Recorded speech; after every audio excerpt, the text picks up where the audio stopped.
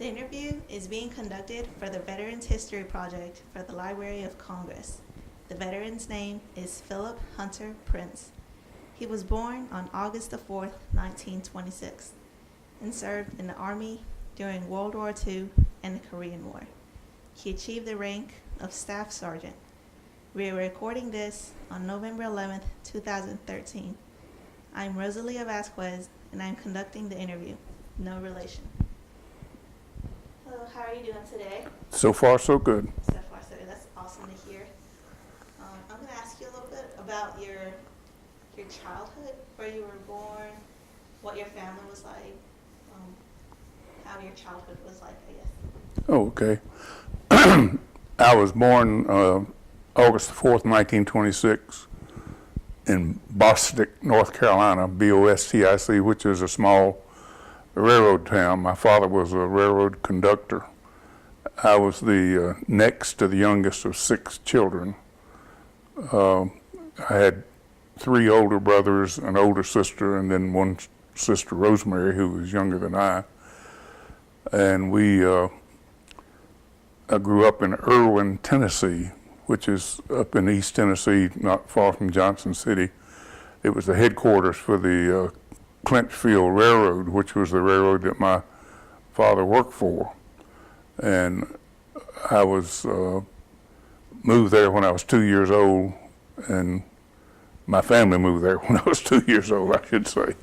And I grew up there and went to the county high school, which was the only high school in that county, Unicoi County. And then graduated in 1944, and then came to Clemson that fall. What was your major going to be? Well, at that time, you didn't select a major until your sophomore year, and I selected English.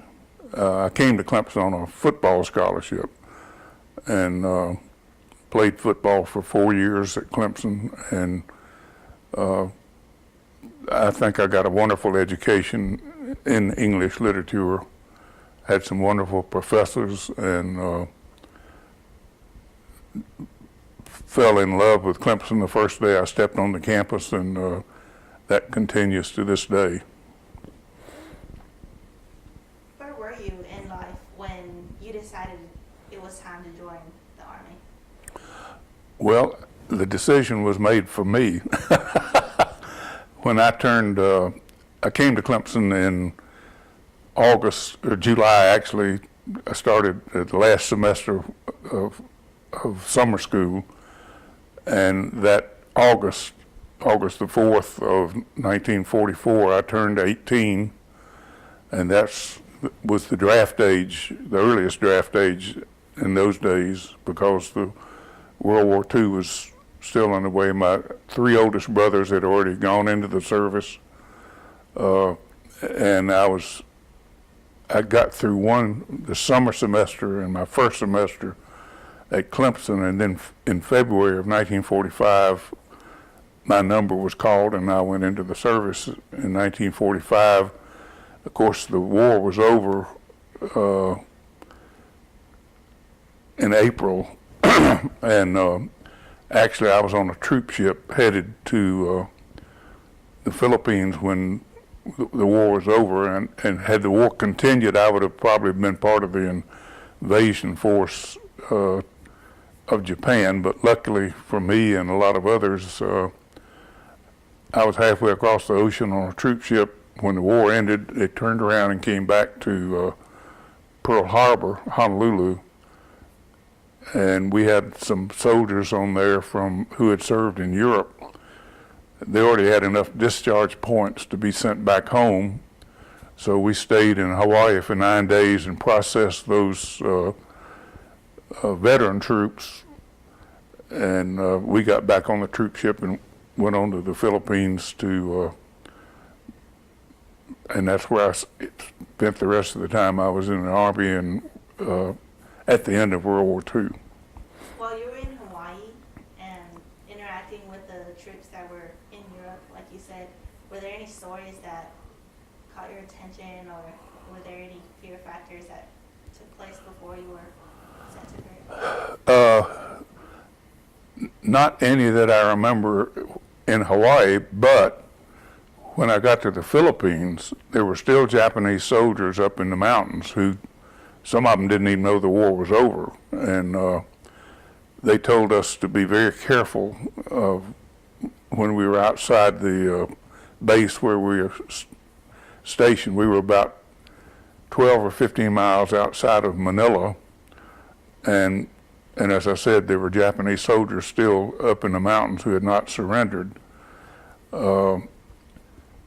But over the next several weeks and a couple of months, most of those were either flushed out, and if they fought, they were killed or captured, and most of them surrendered and went into prisoner of war camps.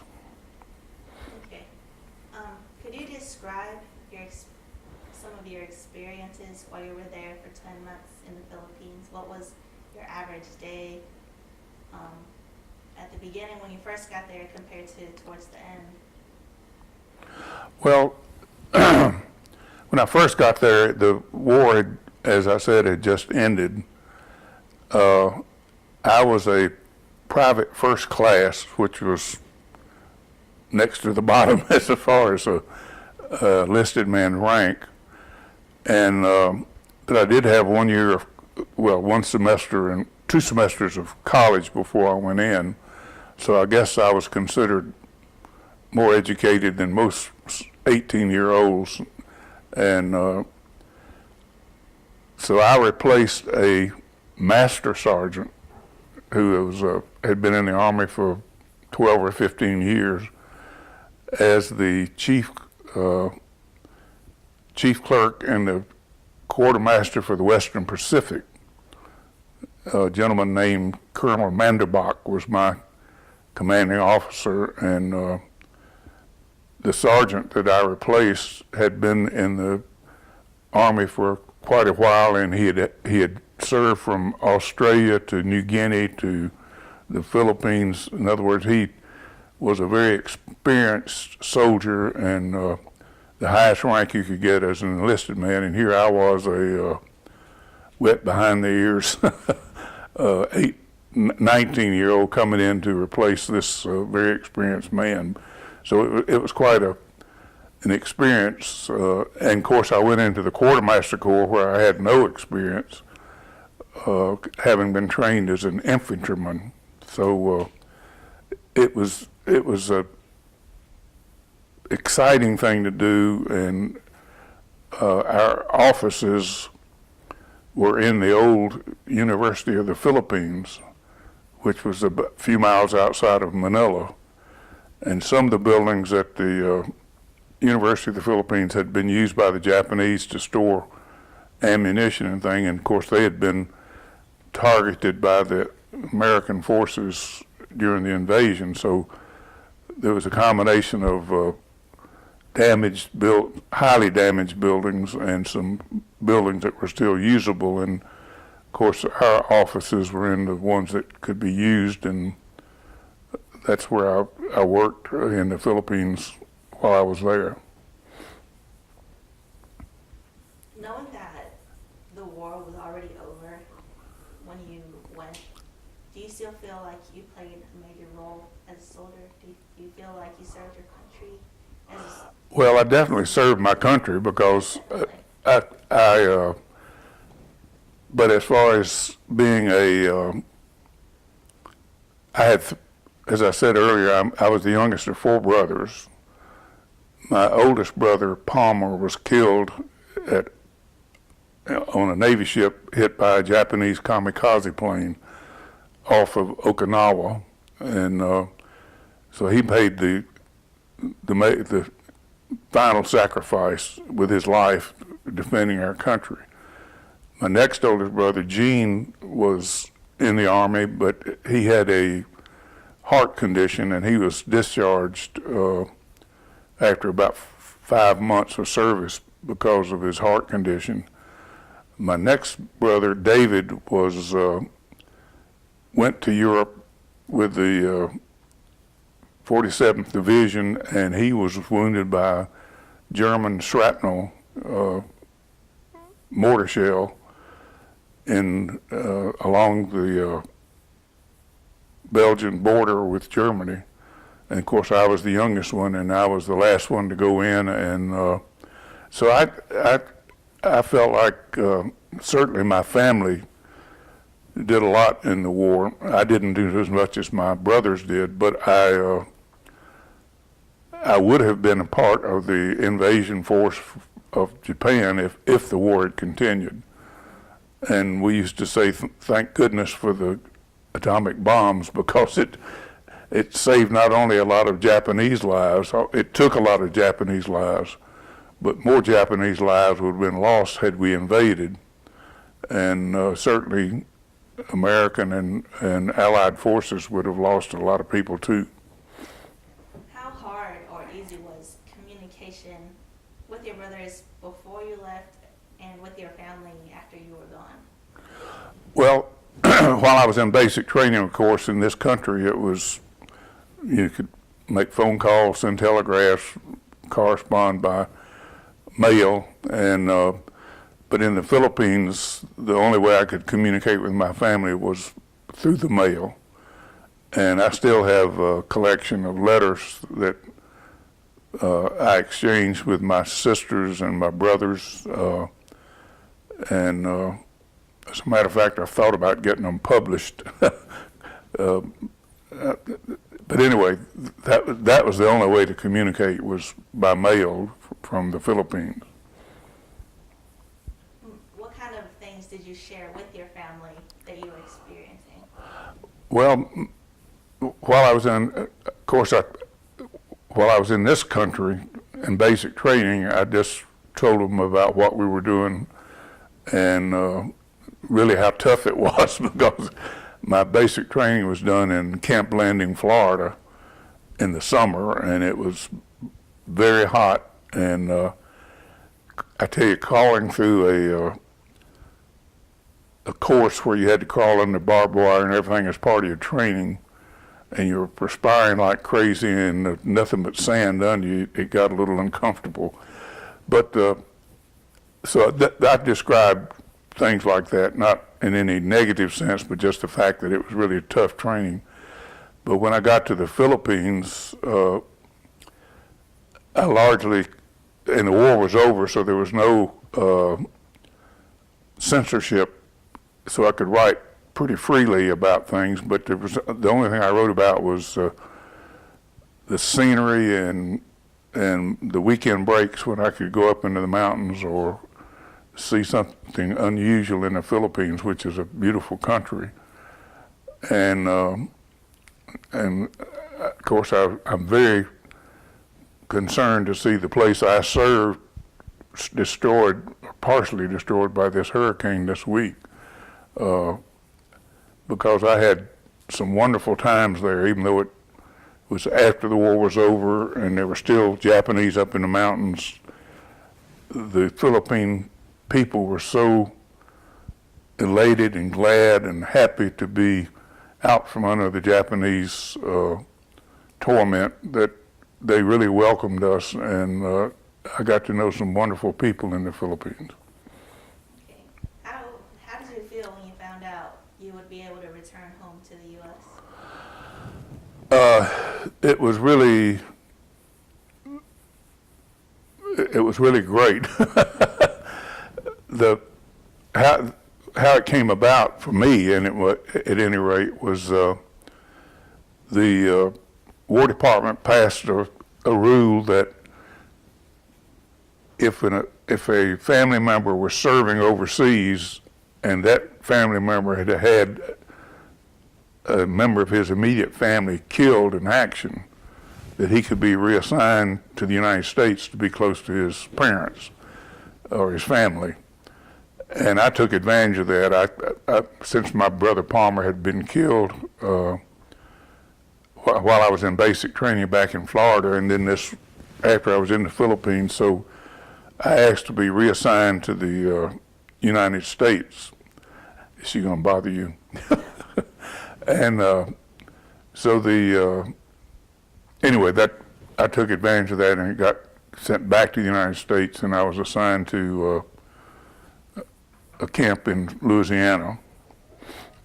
What did you do after you came back? Well, as I said, when I was over in the Philippines, I was the chief clerk to the Quartermaster General for the Philippines, and I basically had a similar job at Fort Polk, Louisiana, which is where I was assigned. And I was there for I wasn't there but 4 or 5 months, and I was doing the same type of work I'd been doing in the Philippines. Even though I had infantry training, the people that needed to be replaced who had been in the service were in various different parts of the service, so I ended up being in the Quartermaster Corps rather than in the infantry after the war was over. After everything was over with, how was your civilian life? Well, I immediately came back to Clemson because I had been called up when I was in my freshman year. As a matter of fact, I came back and played football in 1946 and started school. I started the school about 2 or 3 weeks late because of the fall semester, and that was in 1946, and then I finished in 1949. And did you work? Where did you work?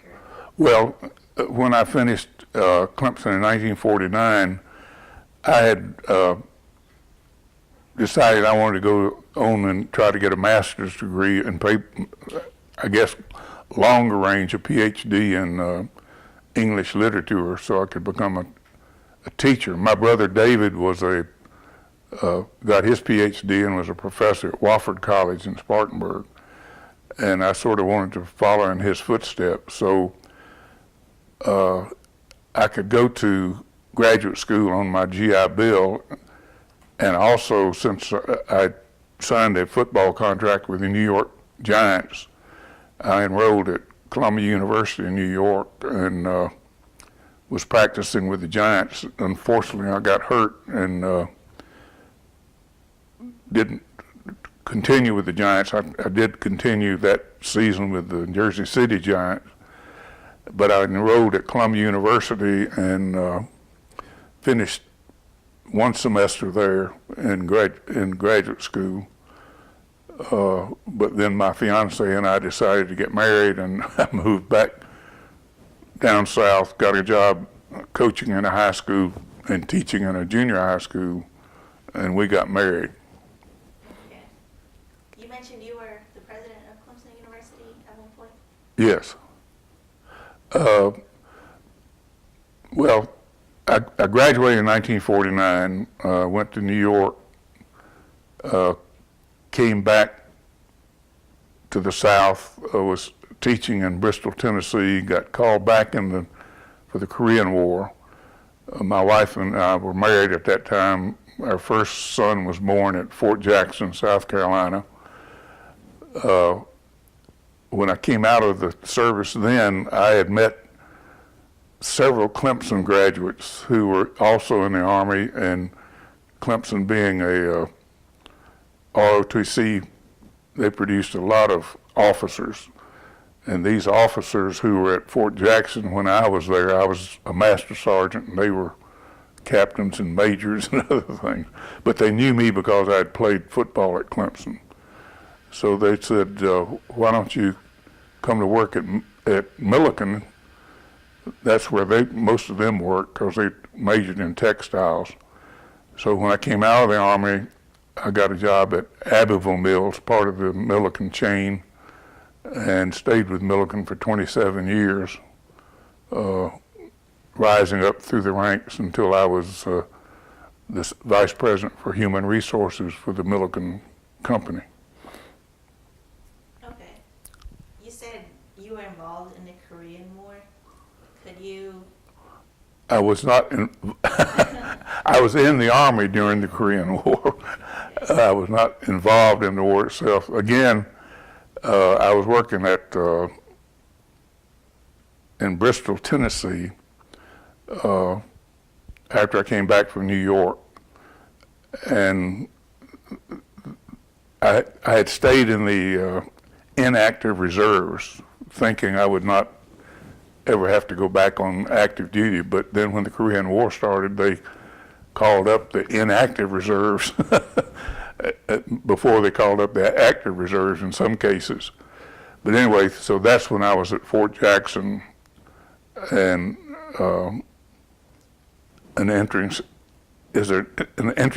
interesting story about that if you want to hear it.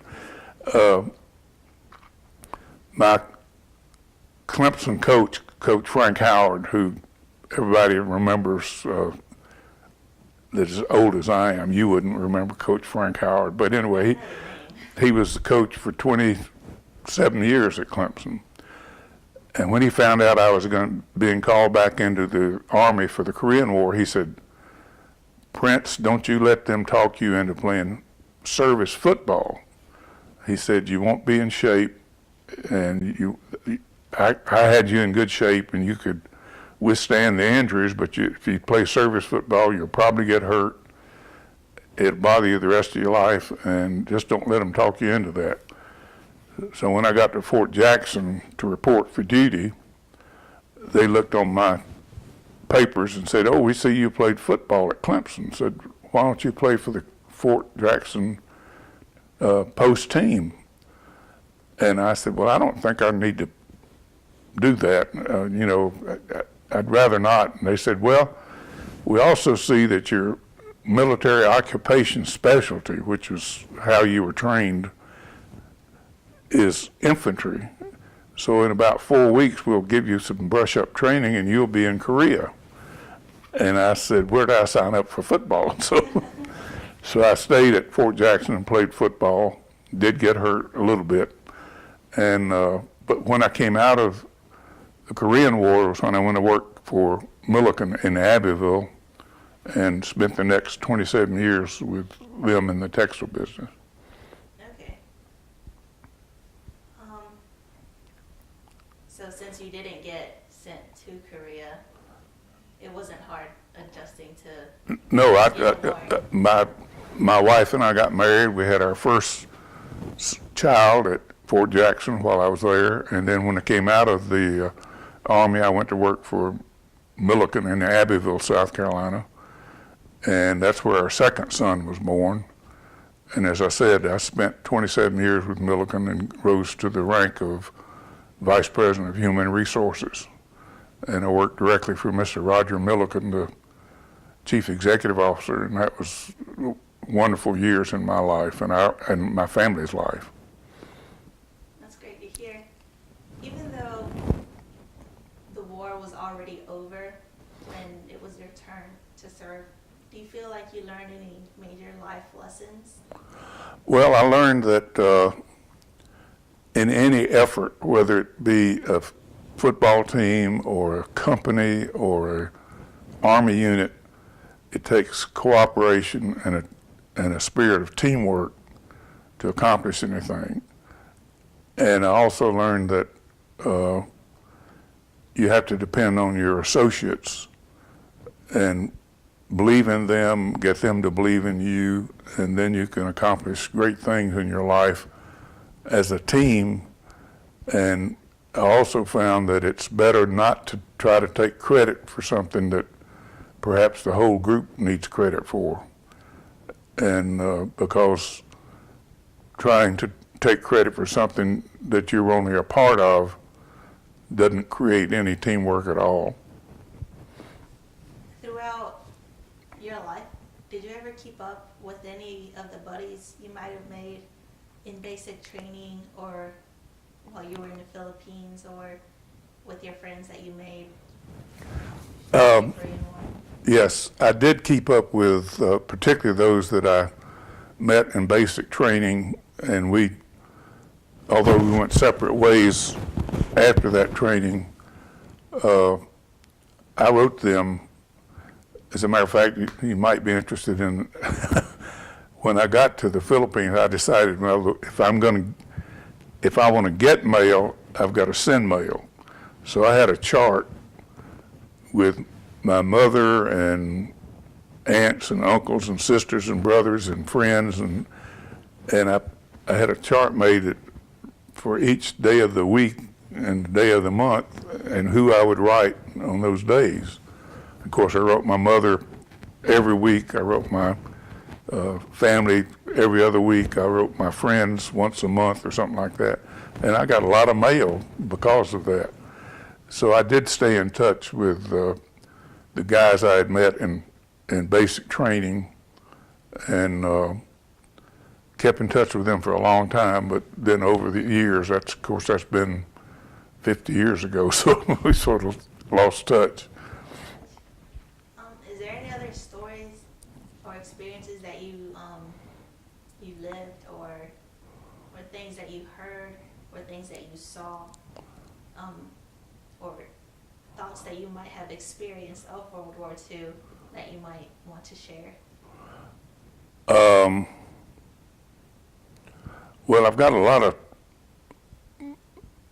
had a lot of experiences, as you can imagine, being a 18-year-old and being in the Army for 20 months and going through basic training in Florida and then being sent to the Philippines and then coming back and being assigned to Fort Polk, Louisiana.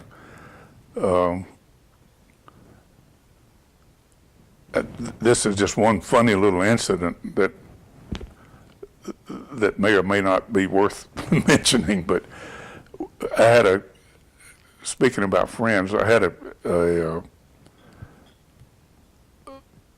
funny guy he was short, about 5'8", had a little mustache.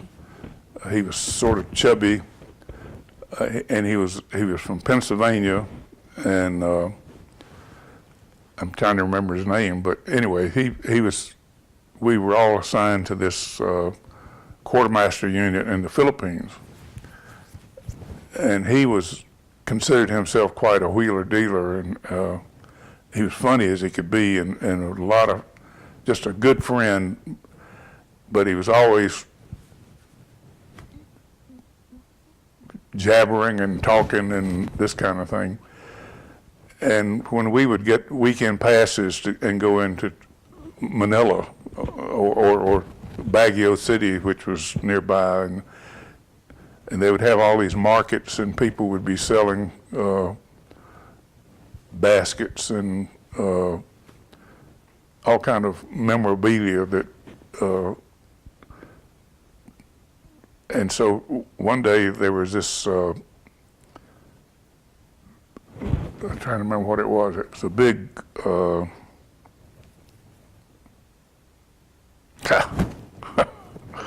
have to take a minute and think. It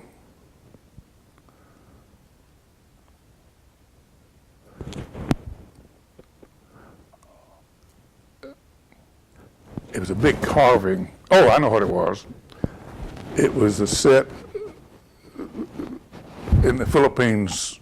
They, at that time, and still do, I think, they use oxen to pull carts and everything, and they had this heavy yokes that went over the oxens and joined them together.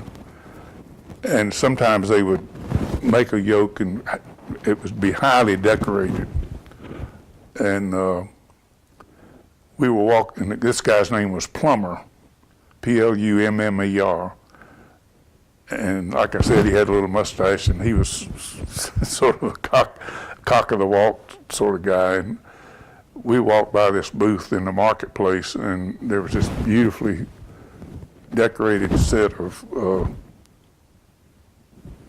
the what I just said. The yoke for the oxen, and it really was pretty, but it was also, I don't know what you do with it, use it on oxen, but it was a decorative piece.